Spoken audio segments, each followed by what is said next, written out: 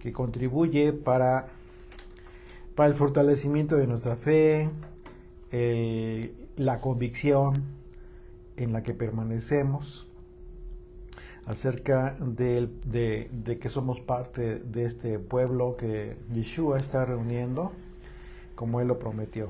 Está Él edificando su iglesia, y esta edificación la está realizando el Hijo de Dios a través de su doctrina, a través de su enseñanza, una enseñanza maravillosa, sobrenatural, así como simple, también es sobrenatural, porque por esa razón dio gracias al Padre, porque las cosas tan profundas de su verdad estaba haciendo que las entendieran incluso los niños, pero muy a propósito, en ocasiones oculta para aquellos que destilaban sabiduría humana. Y esa es la gran diferencia que tenemos muchos en conformarnos con la simpleza de la doctrina del maestro, del único maestro, del único que interpreta lo que verdaderamente ha querido Dios que cumplamos conforme a su voluntad respecto a la ley que fue dada a Moisés. Una interpretación que vino a enseñarnos, a difundir a través de los apóstoles y que se ha propagado, y que por supuesto en este proceso se han difuminado diversas interpretaciones, porque una de las cosas que no puede cambiar, que no ha cambiado nunca, y que sí, difícilmente se va a erradicar, de hecho no se va a erradicar hasta que venga el Señor, es este aspecto del hombre que trae ya en su esencia del pecado natural. ¿Cuál? La transgresión. Hace las cosas por su propia voluntad, por su propio criterio, bajo su propio discernimiento, bajo su propia inteligencia, bajo sus propios atributos. Todo esto fue lo que le llevó al pueblo judío a transgredir, a hacer las cosas como el pueblo quería y no como Dios había dicho en su palabra. Por esa razón comenzaron a crearse infinidad de interpretaciones, leyes, etcétera, y todo ello como consecuencia de esta esencia humana en la carne. Eso es algo que nosotros, por supuesto que lo traemos, todos somos humanos, pero cuando nosotros escuchamos a Yeshua y nos dice, toma mi yugo, porque mi carga es ligera, entonces estamos tomando la decisión de descansar. Estamos tomando la decisión de entrar en este reposo, en el reposo que nos da la tranquilidad, la paz, el shalom, de estar seguros, de estar plenamente tranquilos, sabiendo que estamos recibiendo la enseñanza del Maestro, como les digo, simple, pero al mismo tiempo profunda, por cuanto que la disposición con la que nos preparamos para recibir el Shabbat, para recibir enseñanza, comentarios con quienes comparten la palabra de Dios, a través de quien sea, puedes escuchar a muchas personas, pero lo más importante de todo esto es que hagas tu función como estudiante. Yo lo he compartido en muchas ocasiones. Yo les animo a que no solamente se queden escuchando solamente la voz de una persona.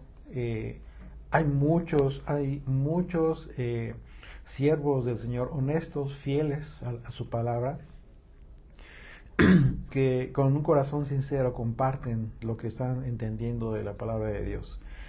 Entonces toca a quienes escuchan discernir, comprender y ponerse a estudiar, a fin de que tu convicción como estudiante no sea la convicción de quien escuchas. Esto es fundamental poder entender.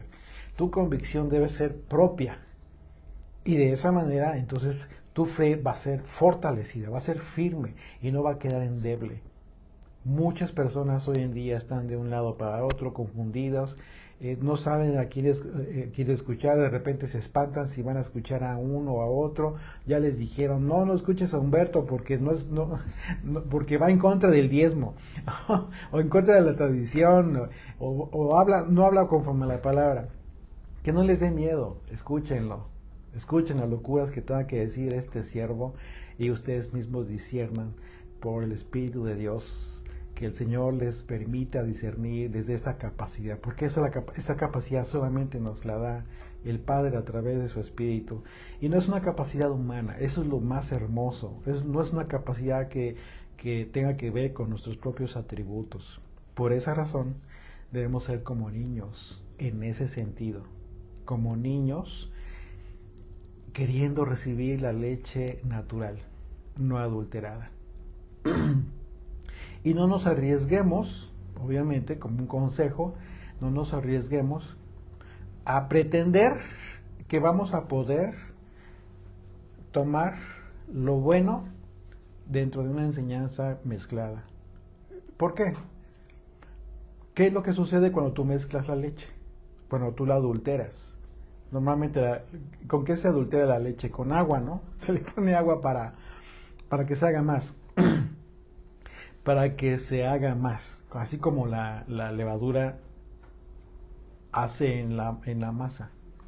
¿Qué es lo que hace? Se agranda, se hace más, se infla. Es exactamente lo mismo. ¿Cómo le quitas la levadura al pan? Ya que está hecho. Ya que te lo dan de comer, ya que te lo comiste, o ya que lo tienes hecho, ¿cómo le quitas de la levadura? Ya que tienes el vaso de leche, pero ya una leche adulterada, ¿cómo le quitas el agua que le pusieron de más? Es imposible. ¿Y sabes por qué? Porque la enseñanza, los elementos claves de la enseñanza, depende de quién venga, difumina, contamina, o bien bendice toda la palabra, toda la enseñanza.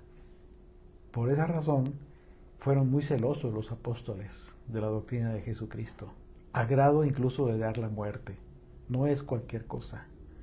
Así es de que ese es el punto. El punto es que nosotros adquiramos esta convicción, una convicción propia, no de aquel al que estamos escuchando. Es importante escuchar, se los digo, es importante escuchar y se los recomiendo a muchas otras personas. Escuchen diversas opiniones acerca de un tema específico que a ustedes les llame la atención, etcétera. Pero eso no es lo más importante, porque se convierten en oidores. Hay que hacer la labor de estudiantes. ¿Y eso cómo es? Bueno, toma tus notas. De fulano escuché esto, de fulano escuché, de fulanita escuché aquello, etcétera. Muy buenos temas, sí, pero ahora me toca a mí como estudiante hacer mi trabajo.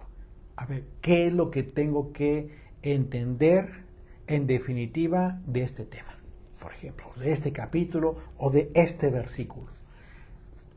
Y créeme, haciendo esa labor, los años se nos van a ir felices, contentos, en gozo, porque cada vez que nos vamos a dar cuenta y que cada versículo nos hace convicción en nosotros mismos, estamos tranquilos, estamos en paz. No hay nada que mueva nuestra fe. No habrá nada ni nadie que nos separe del amor de Dios. Ese es el punto. Así es de que bueno, mis queridos amigos, vamos a comenzar con nuestro estudio. Y si me permiten, vamos a grabar el audio.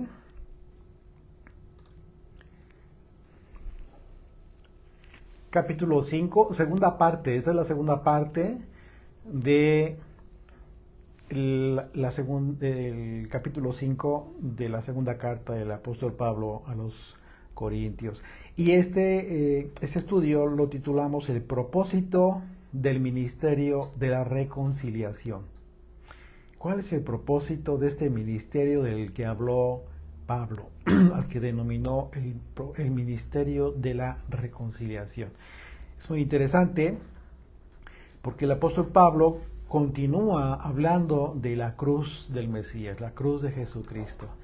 Y en una de las muchas vertientes, por supuesto, que nos ayudan a seguir comprendiendo la profundidad de aquel sacrificio perfecto. Después de haber hablado de todas estas implicaciones, de aún permanecer en este tabernáculo terrestre. ¿Recuerdan que hemos estado hablando de este tema? Lo hablamos en la primera parte de este capítulo, de este tabernáculo terrestre, que viene a ser causa de aflicciones frente al contraste del anhelo de ya estar presentes con el Señor. Todos anhelamos ya estar con el Señor, pero mientras estamos en este tabernáculo terrestre imperfecto, que tiene que ser transformado, tenemos que pasar a la transformación de una sucá eterna, un edificio construido no de manos humanas, sino por el Padre mismo, que fue quien nos creó. De manera que estas arras de las que habla en la primera parte de este capítulo el apóstol Pablo son la garantía entonces de que seremos provistos de todo aquello sobrenatural. Y hablamos también, por supuesto, de esta capacidad de entendimiento, de discernimiento, como algo sobrenatural que requerimos para poder cumplir nuestro objetivo mientras aún estamos en la tierra. Esto es necesario. No vas a poder por tus propios atributos entender y comprender en su justa medida lo que Dios quiere que tú entiendas en tu corazón y en tu mente. Así que mientras aún estamos en esta tierra, ausentes del Señor, como dice Pablo, estamos advertidos todos de que vamos a comparecer al tribunal en un momento dado, ante el tribunal del Mesías, para recibir lo que cada uno de nosotros merezca, según nuestras obras hayan sido en este peregrinar por este mundo. Y ante este preámbulo, en el que Pablo nos habla de este proceso de peregrinación, de una condición que mantenemos en este mundo hacia la eternidad, como el tiempo anhelado por todo creyente en ello, pues nos habla de la importante función que tienen todos aquellos que han recibido un llamado para proclamar el Evangelio, como lo hizo Pablo, como lo hicieron los apóstoles. Esta función a la que Pablo denominó el ministerio de la reconciliación. Es decir, un servicio que tiene como propósito cumplir la tarea de reconciliar a los creyentes con Dios. ¿Mediante qué? Mediante Jesucristo. El único vínculo posible para reconciliar al hombre con Dios. Y dice el versículo 11, bueno, vamos a leer desde el versículo 1 hasta el versículo 10, por favor. Porque sabemos que si nuestra morada terrestre, este tabernáculo, se deshiciere, tenemos de Dios un edificio, una casa no hecha de manos, eterna en los cielos. Y por esto también gemimos deseando ser revestidos de aquella nuestra habitación celestial, pues así seremos hallados vestidos y no desnudos. Porque asimismo los que estamos en este tabernáculo gemimos con angustia, porque no quisiéramos ser desnudados, sino revestidos, para que lo mortal sea absorbido por la vida. Mas el que nos hizo para esto mismo es Dios, quien nos ha dado las arras del Espíritu. Así que vivimos confiados siempre y sabiendo que entre tanto que estamos en el cuerpo estamos ausentes del Señor. Porque por fe andamos, no por vista. Pero confiamos y más quisiéramos estar ausentes del cuerpo y presentes al Señor. Por tanto, procuramos también, o ausentes o presentes, serle agradables. Porque es necesario que todos nosotros comparezcamos ante el tribunal de Cristo, para que cada uno reciba según lo que haya hecho mientras estaba en el cuerpo, sea bueno o sea malo. Así está aquí Pablo está confirmando y está, por supuesto, derribando aquella teoría o doctrina en la cual se enseña que los creyentes no serán juzgados. Por supuesto que sí, todos, absolutamente, porque ¿qué es un juicio? ¿Qué es un juzgado? ¿Qué es un tribunal? En un tribunal se emite una sentencia.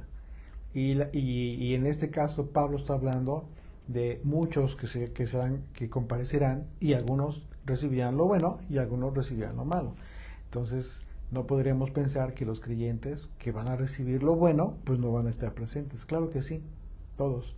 Así es de que más vale vivir pensando que vamos a presentarnos a ese tribunal, y no vivir pensando que no seremos juzgados. Más vale para que entonces tengamos una vida con el entendimiento correcto del temor de Dios, que es justo de lo que va a hablar el apóstol Pablo a partir del versículo 11. Dice: conociendo pues el temor del Señor, persuadimos a los hombres. Aquí ya está una vez más hablando Pablo, que se está colocando en este aspecto de quien predica la palabra respecto a los hombres, respecto a los creyentes. Dice: persuadimos a los hombres, pero a Dios le es manifiesto lo que somos. Y espero que también lo sea a vuestras conciencias. Es decir, está hablando de él y los que enseñan la palabra, y también está hablando por separado de aquellos en quienes en sus conciencias debería existir lo que son ellos. ¿Qué tipo de maestros son? ¿Qué tipo de proclamadores del evangelio son? ¿Qué tipo de siervos son? Voy a leerlo una vez más. Vamos a tratar de desmenuzar este versículo. Conociendo pues el temor del Señor. Empieza con esta rotunda, fuerte verdad. Conociendo el temor de Dios, persuadimos a los hombres, pero a Dios le es manifiesto lo que somos. A Dios no le podemos ocultar absolutamente nada. Dice: y espero, obviamente ese es el anhelo de Pablo, que también lo sea a vuestras conciencias. En la conciencia de los corintios anhelaba Pablo que en sus conciencias fuera manifiesto lo que realmente era Pablo y aquellos con los que él estaba, que es obviamente el anhelo de todo predicador hoy en día, todo aquel que proclama la palabra con un sentido de temor de Dios. El anhelo es ese, que aquellos que escuchan tengan en sus conciencias que lo que están escuchando de estos siervos sea manifiesto, que estén conscientes o estén seguros de que está hablando verdad aquella persona. Las escrituras describen diversos textos una actitud que se debe tener con relación el hombre con relación al Señor, una actitud que implica respeto, obediencia, honor, gratitud, etcétera, pero nunca miedo. Frente a Dios no debemos tener miedo. Hay que entender el temor de Dios. Esto es muy importante, porque muchas veces se puede confundir. Muchas veces podríamos confundir el respeto con el miedo, en primer lugar, pero son conceptos distintos. Aunque por otro lado el temor de Dios también implica, por supuesto, una consecuencia a la transgresión de su voluntad, porque cuando transgredimos hay consecuencias. Eso es a lo que debemos temer, a las consecuencias de nuestra transgresión, no propiamente tenerle miedo a Dios. A Dios hay que amarle. Por supuesto hay que amarle. El punto aquí es entender la diferencia, en qué sentido tú debes temer a Dios.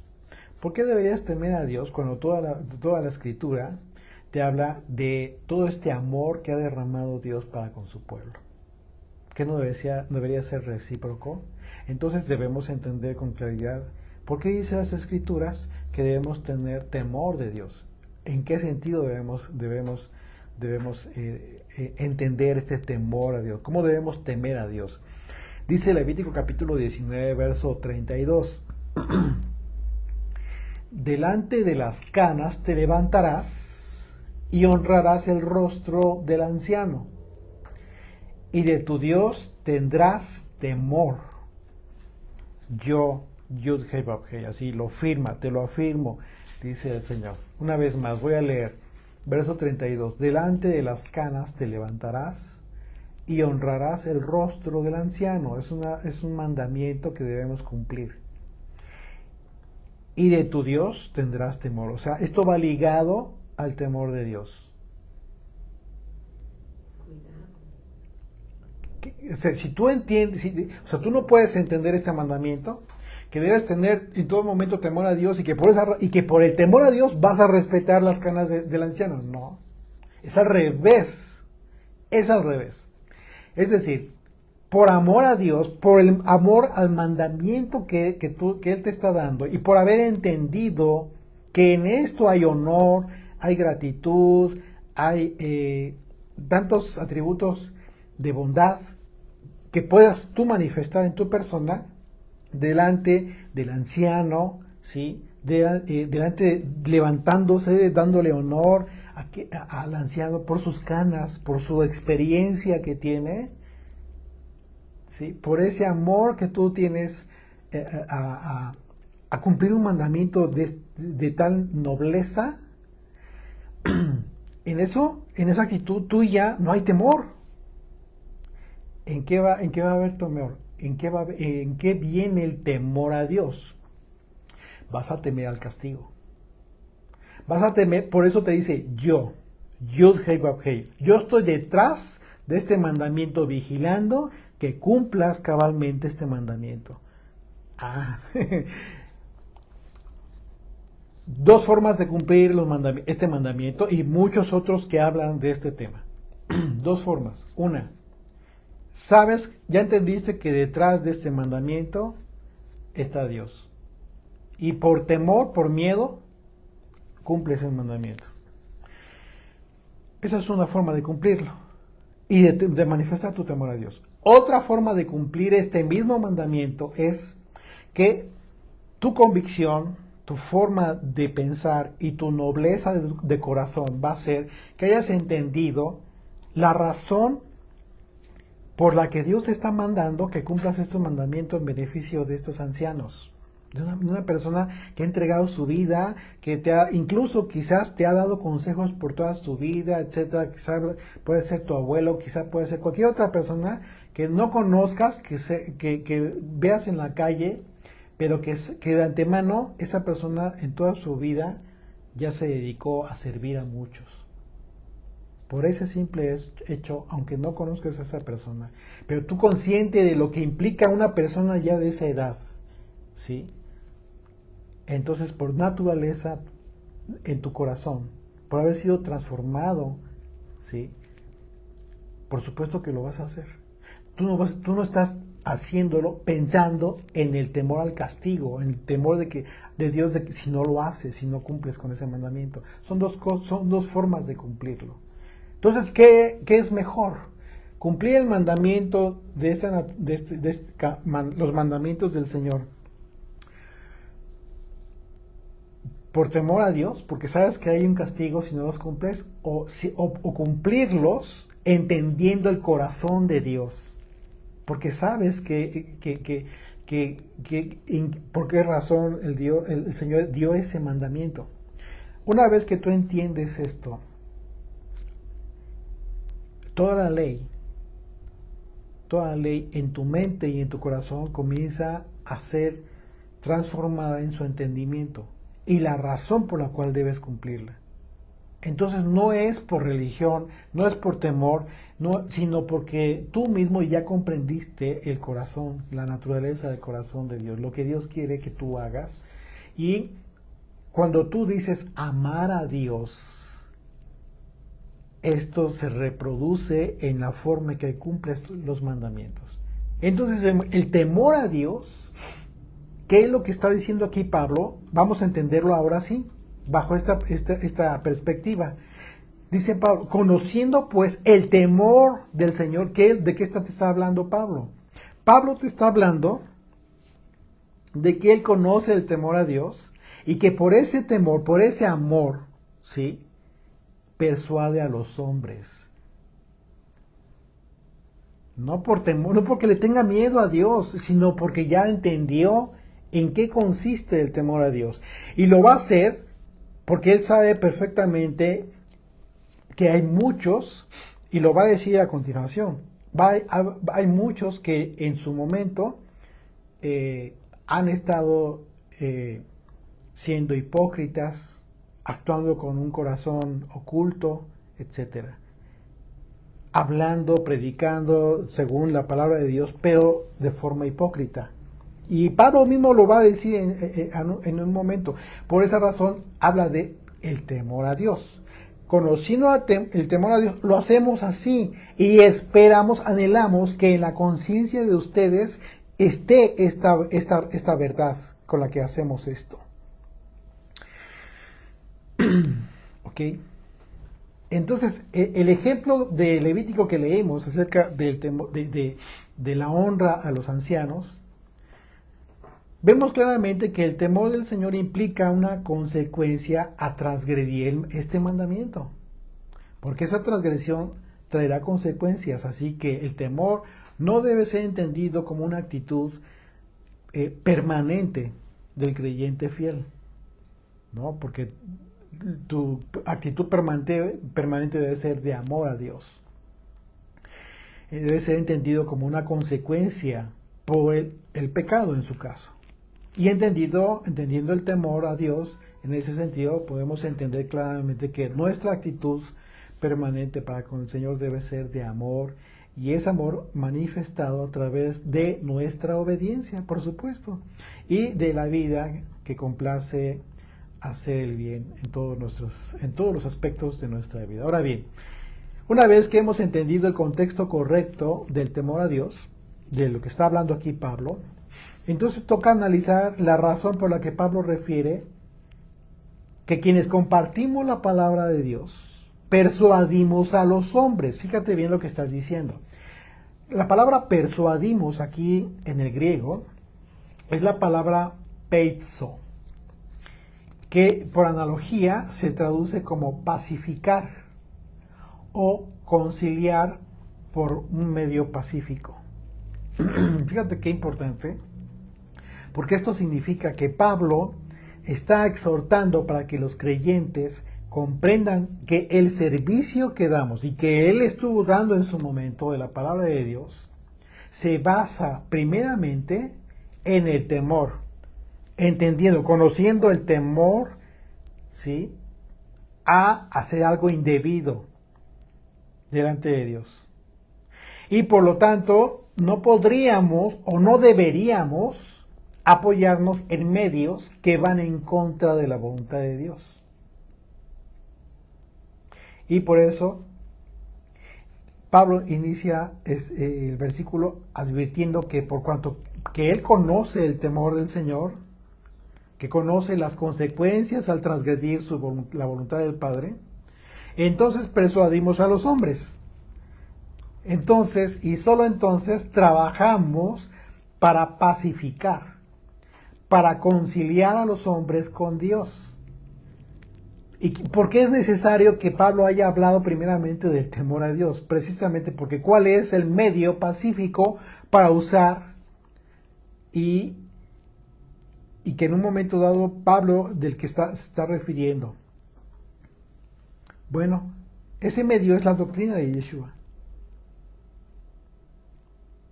Para que tú seas fiel a la enseñanza de Yeshua, tienes que tener temor de Dios. Y entonces persuadir a los hombres por medio de este único vínculo que nos justifica delante de Dios. Y ese vínculo es Yeshua. Y continúa ahí, continúa en el verso 11, dice, pero a Dios le es manifiesto lo que somos. Y espero que también lo sea a vuestras conciencias. Es decir, independientemente del trabajo que ejercemos para conciliar a los hombres con Dios, el Señor nos conoce. Por supuesto que Él conoce los corazones de los hombres y Él sabe que lo que somos en realidad. Si somos fieles o si somos infieles. Porque podremos ser infieles sin que ustedes se den cuenta. Manipulando el mensaje, palabras, etcétera. Hay un montón de técnicas para manipular a las personas. Y de esa manera podremos ser infieles y quizás ustedes no se dan cuenta. Pero hay uno que sí se da cuenta. El Señor se da cuenta.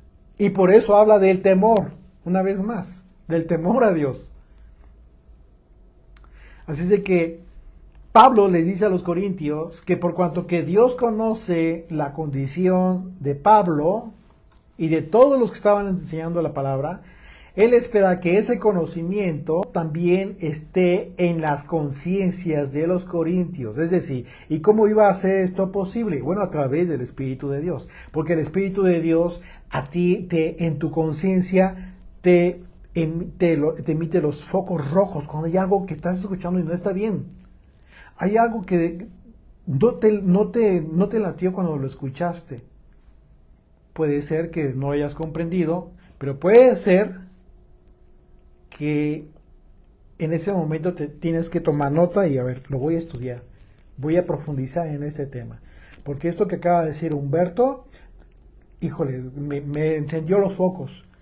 Puede ser que te haya encendido los focos para que te pongas a estudiar.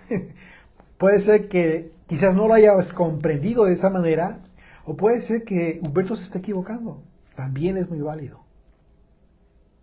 Así es que Pablo le dice una vez más a los corintios que por cuanto que Dios conoce su condición, el anhelo de Pablo es que también esté en las conciencias de los creyentes de Corinto en su momento, en quienes había Pablo estado ejerciendo este servicio, este ministerio, pues el ministerio de la reconciliación.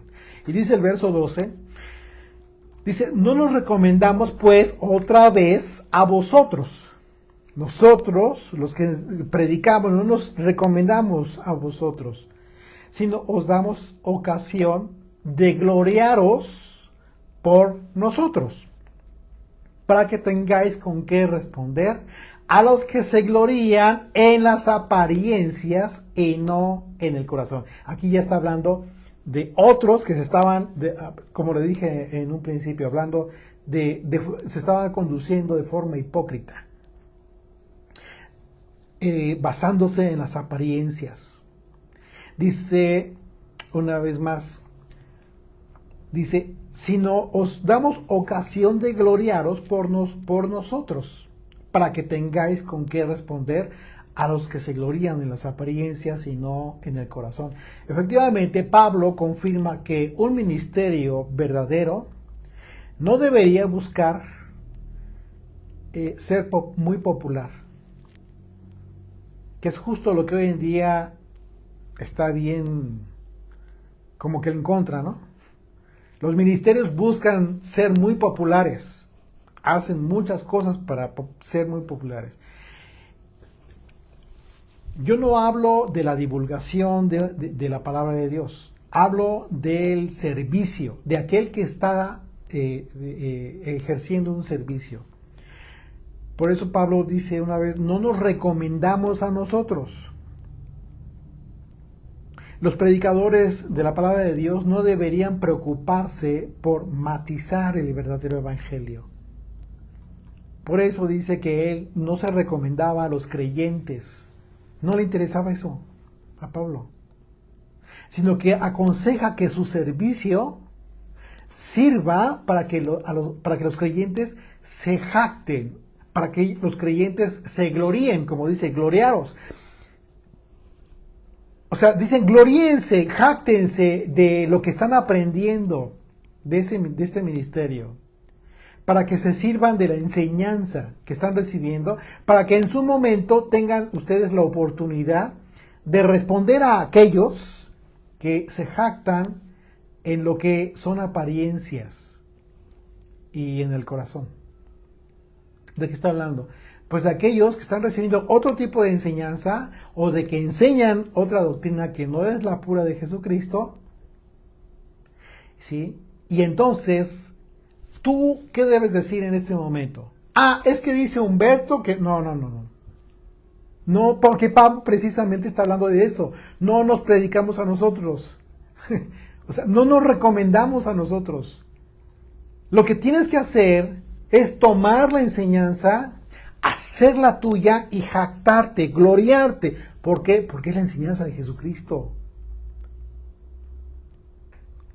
Pero jamás, jamás en tu vida digas lo que dijo, cuando hables con alguien de algún tema, o estés en una discusión sana, por supuesto, de la escritura, algunos textos, etcétera, de doctrinal, nunca digas, fulano dijo, Humberto dijo, Sarita dice. Eso es lo peor que podrías hacer. Lo que está haciendo Pablo es salirse del protagonismo. Dice, jáctate, gloríate de la enseñanza. ¿Por qué? Porque lo que te estoy transmitiendo no es de mí, sino del maestro. Y cuando tú lo hagas de esa manera, entonces le estás dando la gloria a él y no a aquel que te compartió. Es eso lo que debemos de hacer. Eso es lo que debemos de enseñar a los creyentes, a que se conduzcan de esa manera. En repetidas ocasiones Pablo habla de esto. No quería ser el protagonista en ningún sentido. Por esa razón, desde el principio de esta carta, yo corregí, para mí, por supuesto, lo que muchos comentaristas hablan en este sentido acerca de que Pablo defiende su ministerio. No es cierto. Cuando tú entiendes el sentido correcto de las palabras de Pablo, te vas a dar cuenta que Pablo no estaba defendiendo su ministerio porque no era su doctrina. Lo que estaba defendiendo era precisamente la doctrina de Jesucristo, el ministerio de Jesucristo que ejerció y que no concluyó con su muerte, sino continuó a través de los discípulos y los apóstoles. Y que continúa hoy en día a través de todos los que proclaman el Evangelio. Pero debe ser en ese sentido.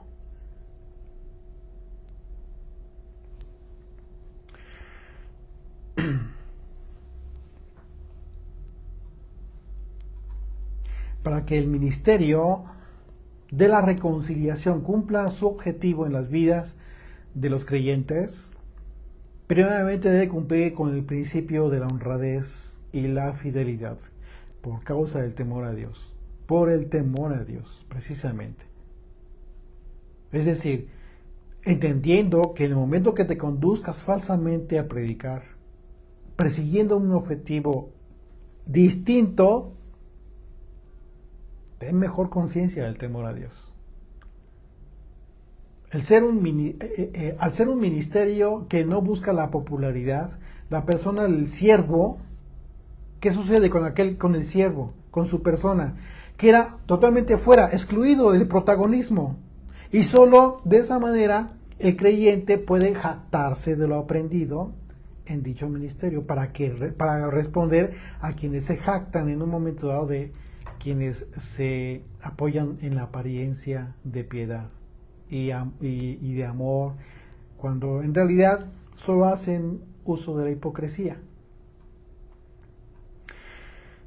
Un ejemplo de los que se glorían en las apariencias, Pablo lo expresó en su primera carta, en donde criticó a estos creyentes de Corinto al jactarse cuando en realidad debieron haberse avergonzado de lo que estaba pasando en aquella congregación. Primera de Corintios 5, verso 6, dice, fíjense lo que les dice, no es buena vuestra jactancia.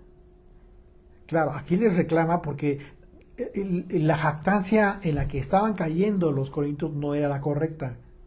No era de la que estaba hablando aquí en este capítulo que estamos analizando. Dice, ¿no sabéis que un poco de levadura leuda toda la masa? Limpiaos pues de la vieja levadura para que seáis nueva masa, sin levadura como sois, porque vuestra Pascua, que es el Mesías, ya fue sacrificada por nosotros. Aquí la palabra jactancia en este pasaje es la palabra keugema. la palabra griega keugema, y es la misma palabra griega que es utilizada para la palabra gloriaros, que utilizó Pablo en este versículo 12 de este capítulo que estamos estudiando, 5, de la segunda carta. El gloriaros se refiere a jactarse en un buen sentido o en un mal sentido. Puede ser en ambos. ¿Sí? Ahora bien, pero en este caso Pablo se refiere a los dos aspectos. Primeramente se refiere al buen sentido con el que se pueden jactar los corintios. Y te puedes jactar tú, en un buen sentido, en la enseñanza de Jesucristo, en la doctrina del Mesías. Pero en el mal sentido de la palabra, al referirse a cómo pueden jactarse algunos solo en apariencia y del corazón. Dice el verso 13. Regresamos a 2 Corintios 5, verso 13. Porque si estamos locos, es para Dios. Si estamos cuerdos, es para vosotros. Aquí lo que predicamos en un momento dado, los que predicamos la palabra, somos locos para Dios por la predicación de la cruz. Un concepto inconcebible para el incrédulo. El incrédulo no entiende, no comprende la cruz. Sí sabe, sí ya se la platicaron, pero no lo entiende, no lo comprende. Sabe que sucedió históricamente, sí sucedió, sí, pero no lo entiende, no lo comprende. Son cosas distintas. 1 Corintios 1, verso 18, dice, porque la palabra de la cruz es locura a los que se pierden, pero a los que se salvan, esto es, a nosotros, es poder de Dios. Pues está escrito, destruiré la sabiduría de los sabios y desecharé el entendimiento de los entendidos. Aquí está de lo que estamos hablando. La simpleza, la sencillez con la que un niño puede entender algo. Pero, ¿qué actitud tiene ese niño? Toda la actitud de recibirlo. Toda la actitud sana, limpia, de corazón, de mente, para recibirlo. Esa es la actitud de niño con la que Dios quiere que nosotros recibamos su doctrina, su enseñanza. Pero ¿qué sucede con aquellos que se disponen a escuchar algo, pero ya se sienten en sí mismos que traen toda la sabiduría? Dios se los va a ocultar. Y esto fue lo que sucedió a través de los profetas. El Señor anunció lo que haría. Y Pablo lo cita aquí. Dice, destruiré la sabiduría de los sabios y desecharé el entendimiento de los entendidos. ¿Dónde está el sabio? ¿Dónde está el escriba? ¿Dónde está el disputador de este siglo? ¿No ha enloquecido Dios la sabiduría del mundo? Pues ya que en la sabiduría de Dios el mundo no conoció a Dios mediante la sabiduría, agradó a Dios salvar a los creyentes por la locura de la predicación. ¿Cómo que agradó a Dios salvar a los creyentes por la locura de la predicación? Sí, porque los creyentes que están siendo salvos por comprender lo que para otros es una locura. Porque los judíos piden señales y los griegos buscan sabiduría. Pero nosotros predicamos al Mesías crucificado. Para los judíos ciertamente tropezadero, algo que es inconcebible, y para los gentiles totalmente locura. Mas para los llamados así judíos como griegos, todos, Cristo, poder de Dios y sabiduría de Dios, porque lo insensato de Dios es más sabio que los hombres, y lo débil de Dios es más fuerte que los hombres. Pablo sabía perfectamente que la gente podía pensar que él estaba loco. De hecho, lo daba por hecho, que estaba loco por su forma de pensar.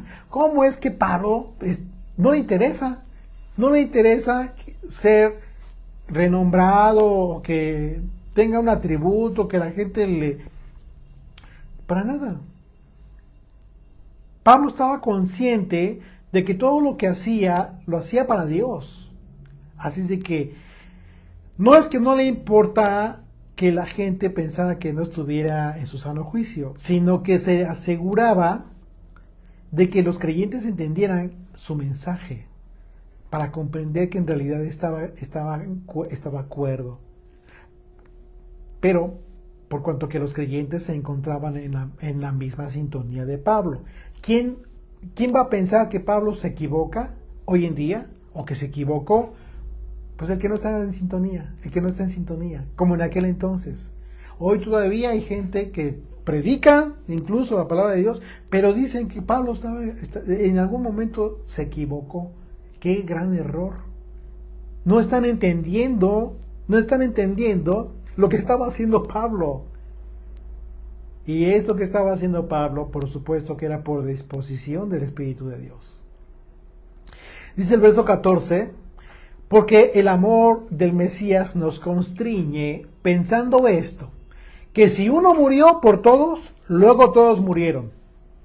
A ver, Pablo, ¿de qué estás hablando? La palabra griega constriñe aquí en el griego es la palabra sunejo y se traduce como comprimir en el sentido de la fidelidad al Señor, una comprensión especial, lo que significa que el amor del Mesías nos constriñe, es decir, que el amor de Yeshua tiene poder, tiene tal fuerza que nos ata, o sea, nos comprime y nos influye.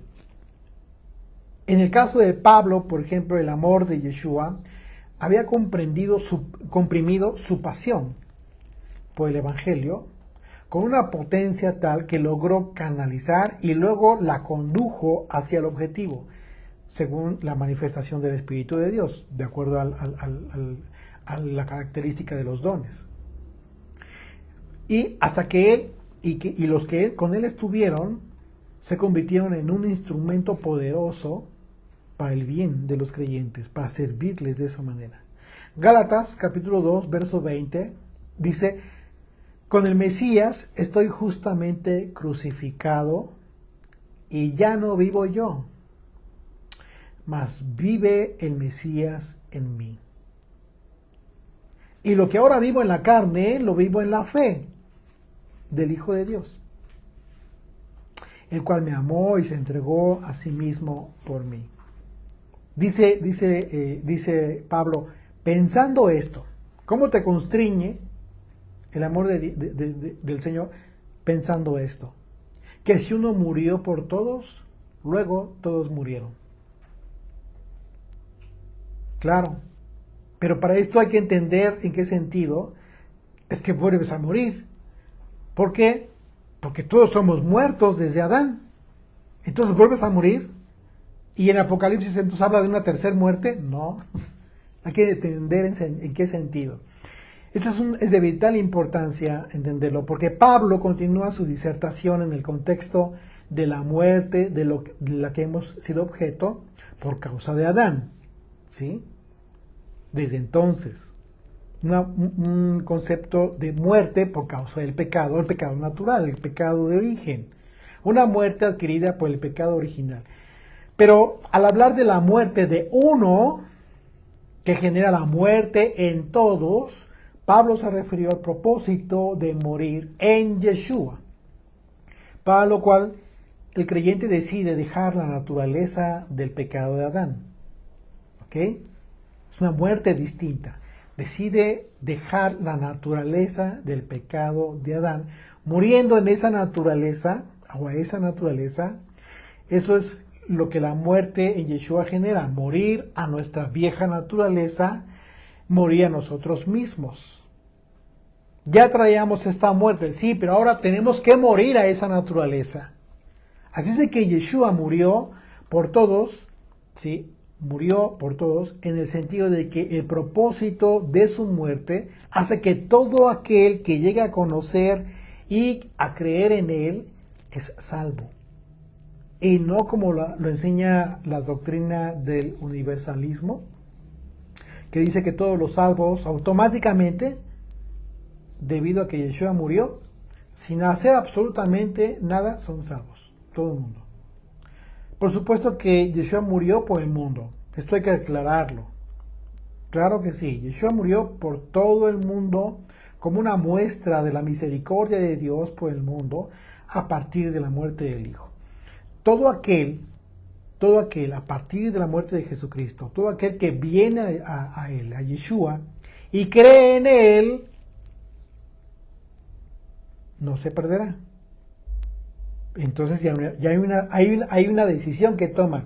Sí, por ti murió, sí, pero tú tienes una decisión. Vienes a Él y crees y te conviertes, mueres a la vieja naturaleza, o sigues con tu propia vida y haciendo de las tuyas. Juan capítulo 3, verso 16. Porque de tal manera amó Dios al mundo que ha dado a su Hijo unigénito para que todo aquel que en Él cree, no se pierda, mas tenga vida eterna. Porque no envió Dios a su Hijo al mundo para condenar al mundo. Aquí está el perdón del mundo, el sacrificio, la expiación por el mundo. No lo envió para condenar al mundo, sino para que el mundo sea salvo por Él. El vínculo. El que en Él cree no es condenado. Pero el que no cree ya ha sido condenado. Y el que no cree está en el mundo, sí está en el mundo, pero está tomando su decisión. Porque no ha creído en el nombre del unigénito Hijo de Dios. Y esta es la condenación, que la luz vino al mundo y los hombres amaron más las tinieblas que a la luz, porque sus obras eran malas. Porque todo aquel que hace lo malo aborrece la luz y no viene a la luz, para que sus obras no sean reprendidas. Mas el que practica la verdad viene a la luz, para que sea manifiesto que sus obras son hechas en Dios. Aquí está la diferencia entre unos y otros. Primero, ¿cuál es el punto principal? El punto principal es que efectivamente Jesucristo murió por el mundo, para que todo el mundo sea salvo. Ese fue el objetivo de Dios. Porque Dios quiso que nadie se pierda, que todos sean salvos. Pero después hace la separación. Juan dice, bueno, pero los que creen permanecerán y en ellos se hará efectivo ese sacrificio, esta expiación. Pero los que no creen, en ellos no se hará efectivo esa expiación, porque decidieron. Así es de que la muerte de Yeshua implicó que Dios quiera que el mundo sea salvo por causa de dicho sacrificio. Pero solo los que creen y vienen a Yeshua son salvos. En ese sentido, no todos son salvos automáticamente sin hacer nada, por supuesto, porque su incredulidad les niega aceptar el sacrificio de Yeshua para su propia salvación. Así es de que Pablo, al decir murió por todos, y eso es por eso lo aclaramos, porque Pablo dice así y por eso mucha gente se confunde. Ahí se quedó. La gente, no. Porque Pablo al decir murió por todos, es obvio que se refiere a todos los salvos. Es decir, a los que creen, porque también escribió todos los que murieron, los que tomaron la decisión de morir a su viejo hombre, a su carne.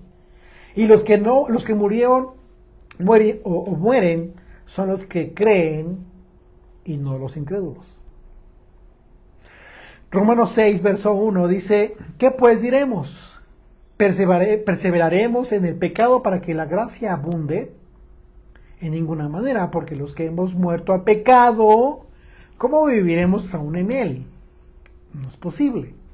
¿O no sabéis que todos los que hemos sido bautizados en el Mesías Yeshua, hemos sido bautizados en su muerte, porque somos sepultados juntamente con él para muerte por el bautismo, a fin de que como Cristo resucitó de los muertos por la gloria del Padre, así también nosotros andemos en vida nueva.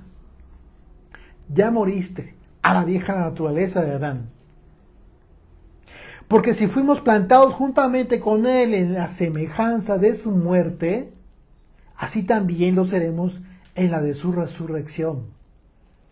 Sabiendo esto, que nuestro viejo hombre fue crucificado juntamente con él, para que el cuerpo del pecado sea destruido, a fin de que no sirvamos más al pecado. Y bueno, continuamos, dice verso 15.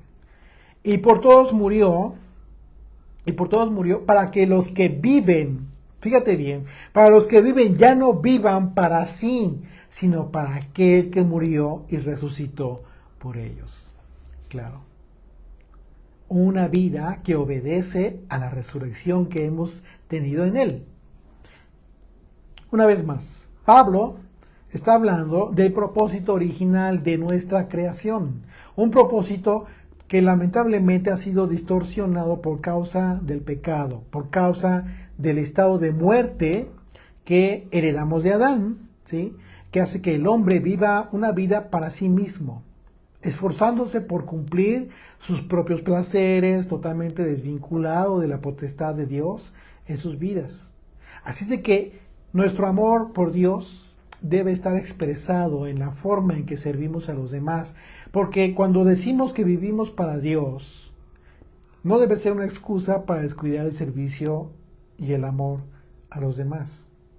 Hay familias que se dividen, que se destruyen, porque el papá o la mamá se convirtió de repente en religioso y llegó a tal religiosidad su vida que entendió mal la escritura cuando dice Dios es lo primero para mí en mi vida.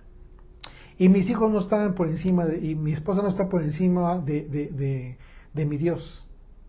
Y entonces comienzan a descuidar sus responsabilidades en casa, el amor, etcétera. De verdad, se los digo, nos hemos encontrado con casos así, tristes, en donde las personas así están pensando, sean hombres o sean mujeres, estoy en la alabanza, sí, no me interesa, a mi esposo no le gusta esto, el otro, y que tengo que ir a ensayar cada vez, no sé cuántos días a la semana, pero no me importa, a mi esposo me reclama que porque me estoy descuidando las cosas en casa. ¿Qué pasó? ¿Estás entendiendo mal la adoración a Dios?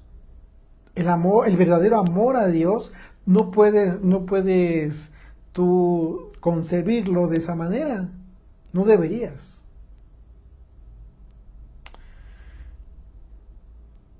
Entonces aquí es importantísimo entender la forma en cómo es que Pablo está expresando estas palabras. Pasajes muy cortos, expresiones muy cortas, pero tan profundas que sí bien vale la pena, merece la pena detenernos y analizarlas con poco a poco para poder entender la importancia de lo que Pablo nos está diciendo.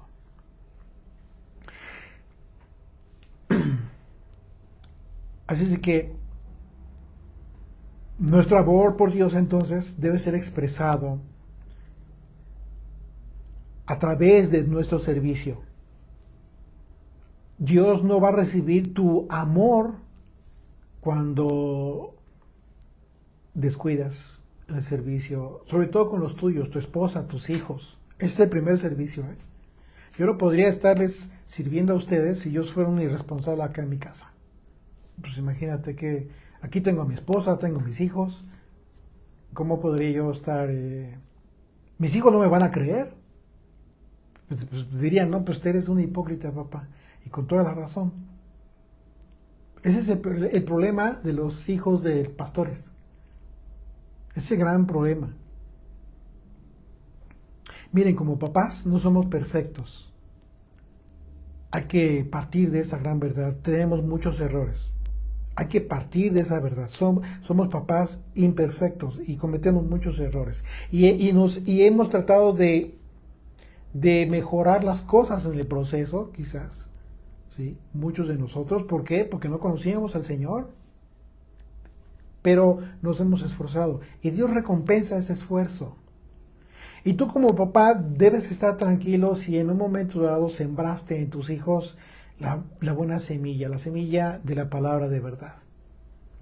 ¿Por qué? Porque igual, si no hay papás perfectos, pues no hay hijos perfectos. Nuestros hijos van a tener que vivir sus propias experiencias, se van a equivocar, de repente a lo mejor se quieren alejar del Señor y no por eso ya los papás van a ser crucificados por un mal ejemplo. No necesariamente, llegan a crecer, comienzan a ser adultos, comienzan a tomar sus decisiones, en ocasiones no son las más acertadas, pero ahí entra el amor de los papás y también la comprensión y la confianza en Dios. ¿En qué sentido? De que debes estar, tú papá, como papá debes tener paz, de que si hiciste el buen trabajo, si realmente, sobre todo las mamás que son las que se quedan en casa muchas veces para entregar su vida a los hijos, si las mamás, tú como mamá, hiciste un buen trabajo y en su momento sembraste la buena semilla, ten tranquilidad, ten paz. Porque si el hijo, uno o dos, o los hijos que tengas, en un momento se llegan a equivocar, cometen decisiones, toman sus decisiones de repente equivocadas, ¿sabes qué? Dios lo está permitiendo porque en esa perfección, dentro de esa perfección, Dios nos purifica a todos a través de la aflicción, a través de las tribulaciones, de las malas experiencias. ¿Y cómo un hijo va a madurar si está como en la burbuja de tu protección y no quieres que tome decisiones o te vas a afligir por todas las decisiones que tome tu hijo cuando ya es adulto? No puede ser. Tu trabajo como papá es continuar orando por tus hijos, amándolos. No debes dejar de amar a tus hijos. Siguen siendo tus hijos. Y debes partir de esa confianza, sabiendo que son buenos muchachos, que criaste buenos hijos, hijas, y que en un momento dado eso te va a dar la paz. ¿Sí? Ese es el servicio. Y eso, amigo mío, es el verdadero amor a Dios. Todo eso que haces como papá, eso es tu verdadero amor a Dios.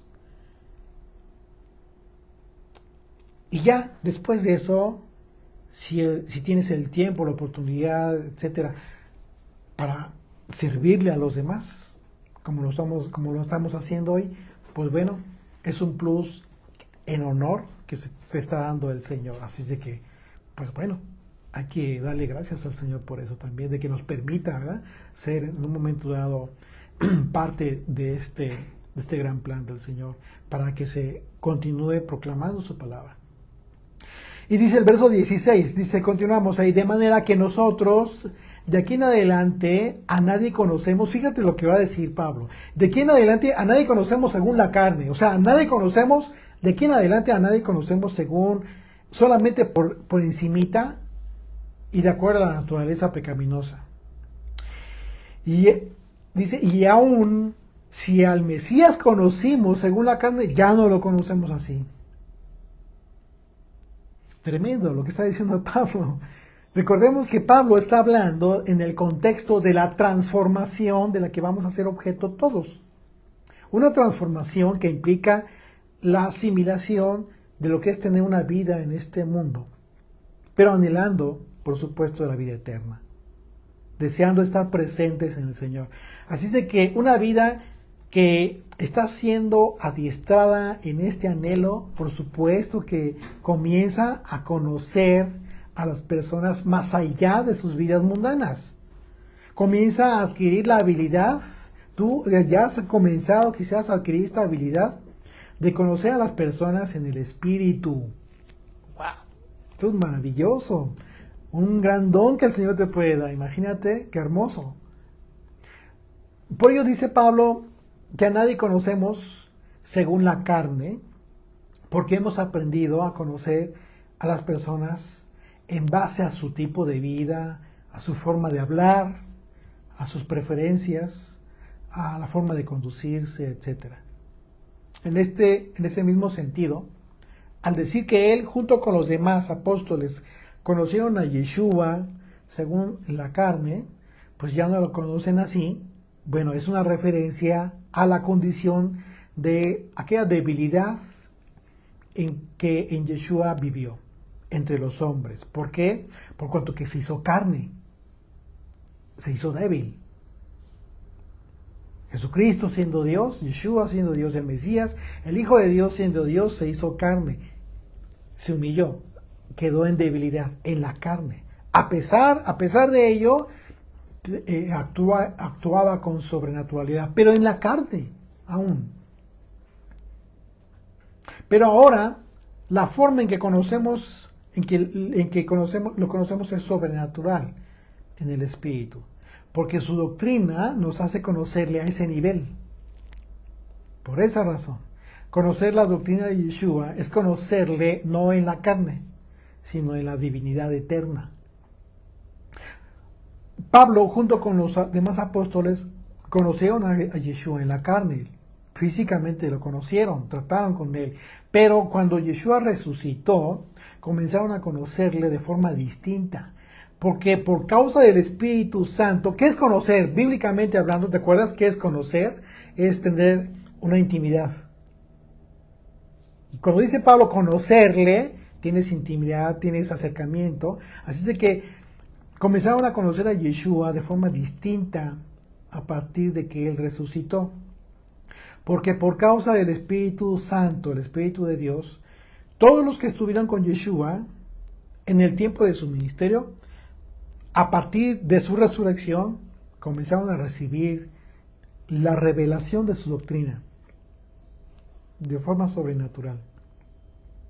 Y eso les permitió tener un conocimiento distinto de Yeshua. Ya no en la carne, sino en el Espíritu.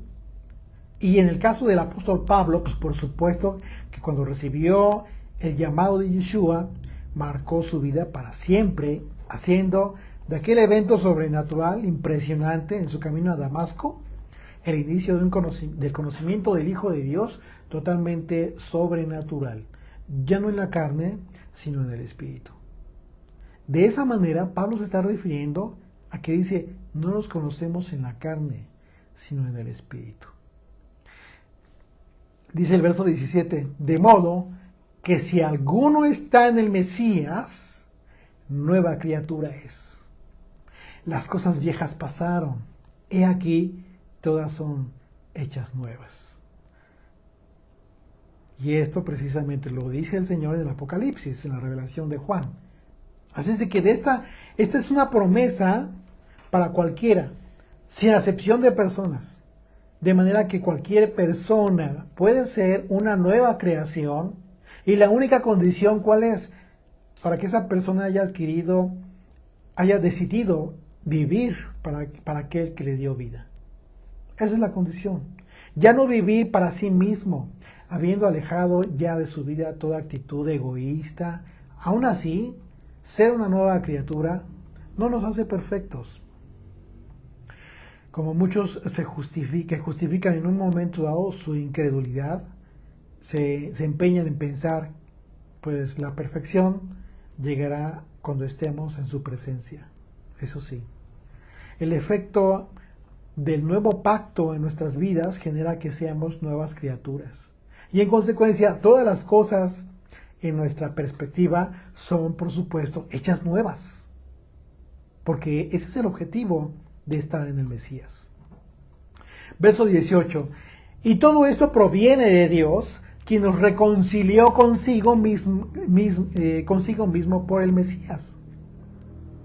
Él hizo la ofrenda para reconciliarnos con Él.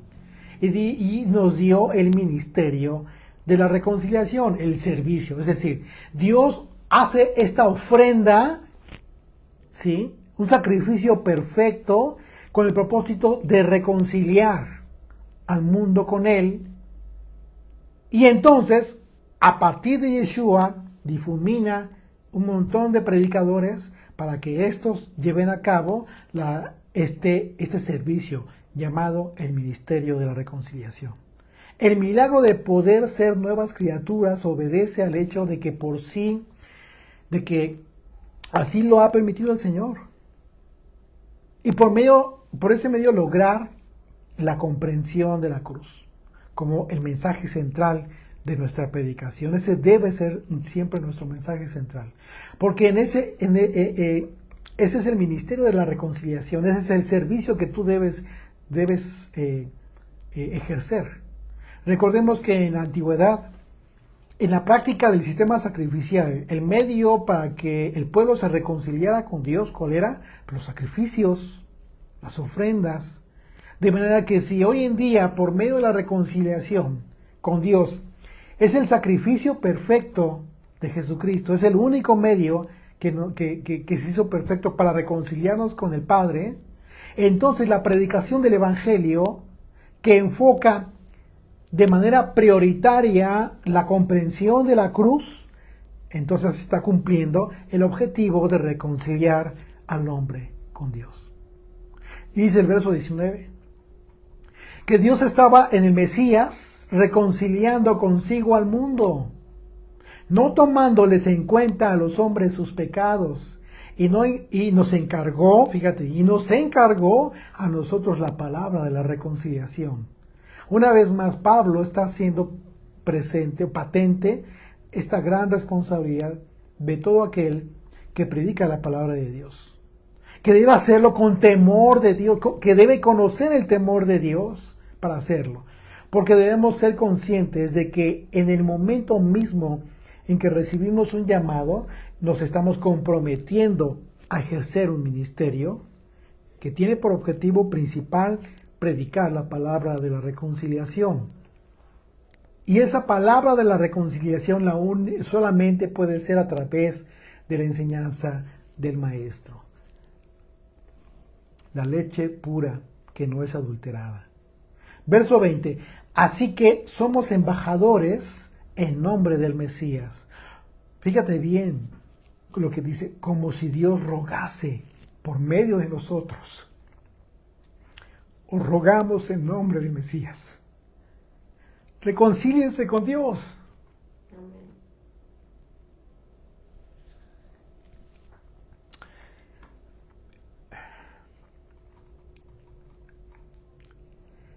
¿Puedes tú imaginarte este ruego del que habla Pablo si consideras que el nivel de ese ruego fue el sacrificio del Hijo de Dios? A ese nivel te está rogando Dios, reconcíliate conmigo.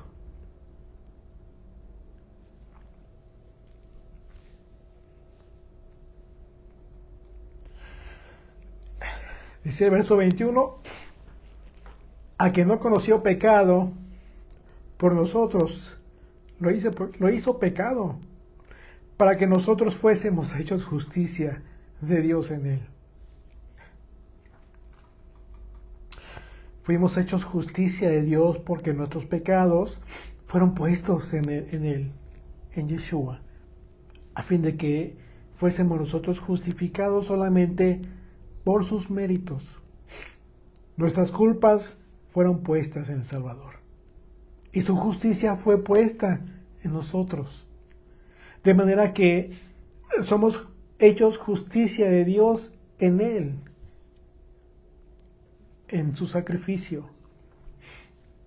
Si bien es cierto que el ministerio de la reconciliación es un servicio que debe ser ejercido principalmente por quienes ejercen la enseñanza de la palabra de Dios, ello no limita a nadie para que hagan lo propio, a todos los creyentes, en ese mismo sentido. Una vez que han entendido el temor de Dios y han comprendido el propósito de haber muerto para vivir para el Mesías. Una forma de manifestar la gratitud por lo que Dios ha hecho con nosotros. Amén. Bendito eres, Padre eterno, por tu palabra, Señor, que nos trae luz, Señor, a nuestra vida.